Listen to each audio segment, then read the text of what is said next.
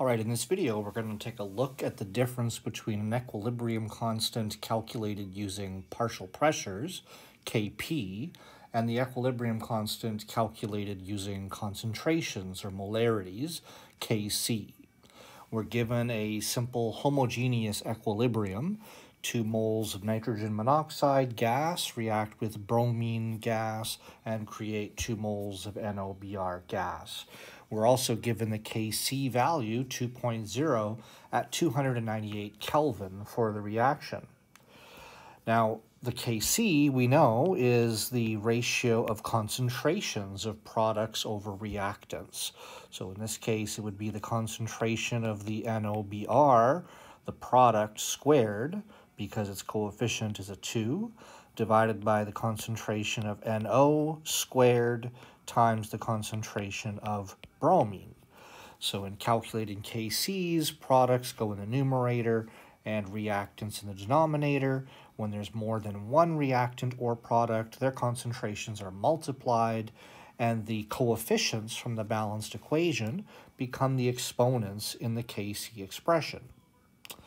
Now, in this reaction, we were a homogeneous gas phase reaction. So there's another way to calculate an equilibrium constant, and that would be to use pressures instead. So the Kp, the equilibrium constant with using pressures, is written almost the same as the Kc, but instead of concentration square brackets, we'll use capital P for pressures. So we'll have the pressure of the NOBr squared divided by the pressure of the NO squared times the pressure of the bromine. And you notice we're using the formulas as subscripts there, but the coefficients still become exponents. When there's more than one reactant or product, we're still multiplying their pressures. So it's written in exactly the same way as a Kc, except instead of square brackets and concentrations, we have pressures shown.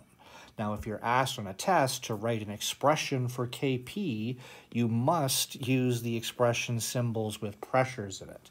If you're asked to write a Kc expression, then you would use the square brackets as we saw earlier.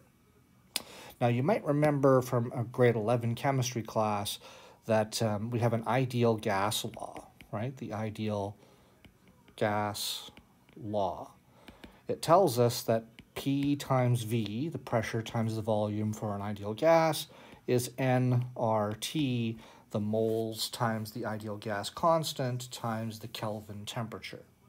If you rearrange the ideal gas law, you get pressure is moles over volume times RT, or since moles over volume is just concentration, we could say CRT. So pressure of a gas is equal to CRT. So keep that in mind. So if we go back to the Kc expression, actually let's take the Kp expression, we can substitute, since pressure is equal to CRT, we could say that the Kp is equal to, instead of pressure of NOBr squared, we could say it's equal to the concentration of NOBr times RT squared. Okay, keeping in mind pressure was equal to CRT. So the pressure of NOBr would be the concentration of NOBr times RT, and we're squaring that, as you see in the numerator of the Kp expression.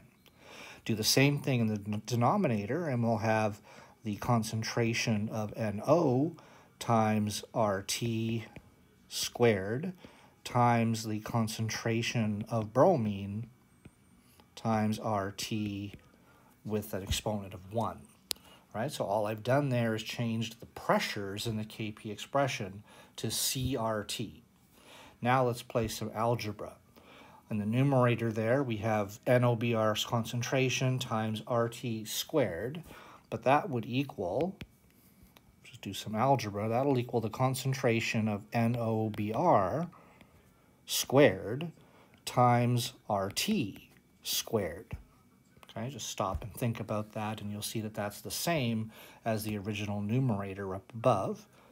divided by, let's do the same thing down below. We'll have the concentration of NO squared times RT squared multiplied by the concentration of bromine times RT. All right, now pause the video as you need to write things down.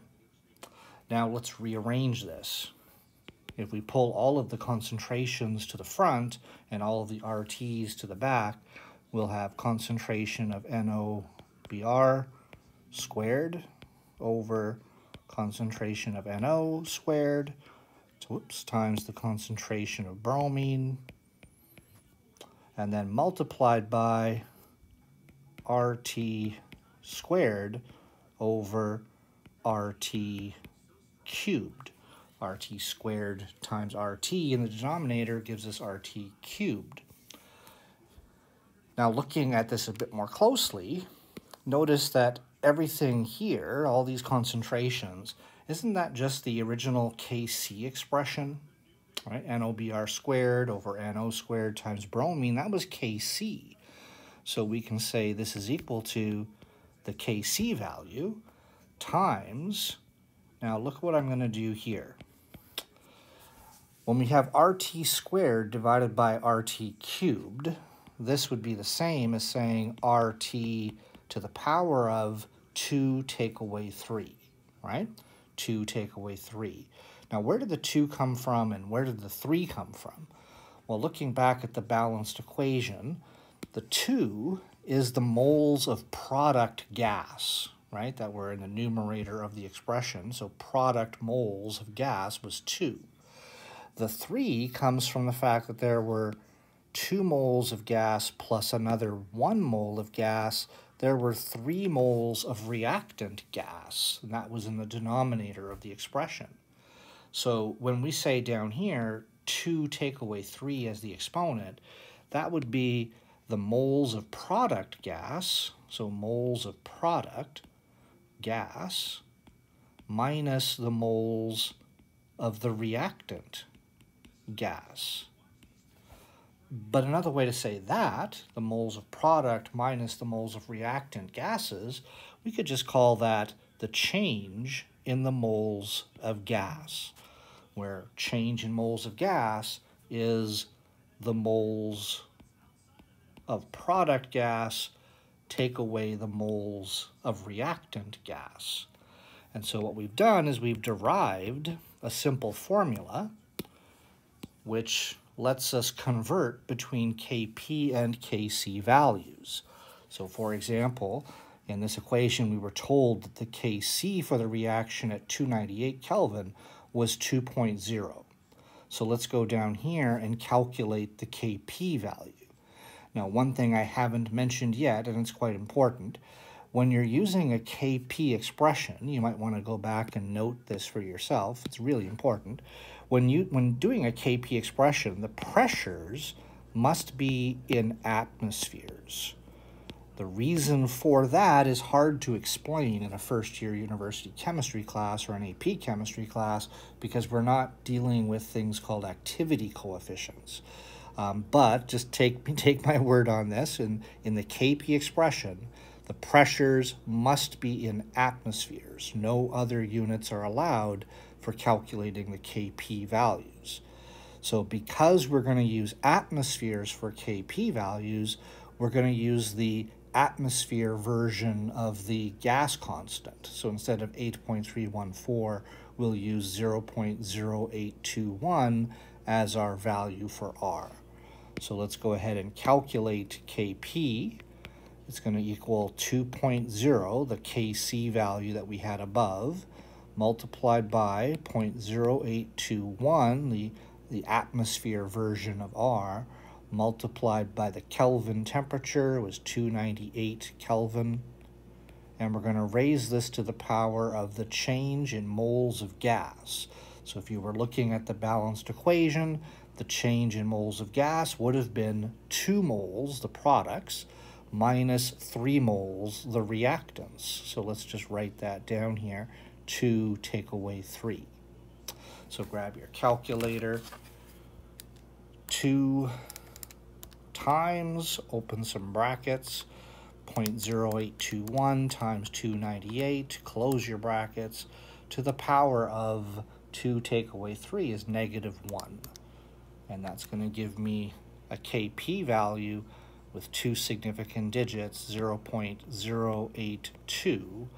And just like a Kc value, the Kp will not worry about any units. In fact, it would be shown to be unitless if we were also using these activity coefficients.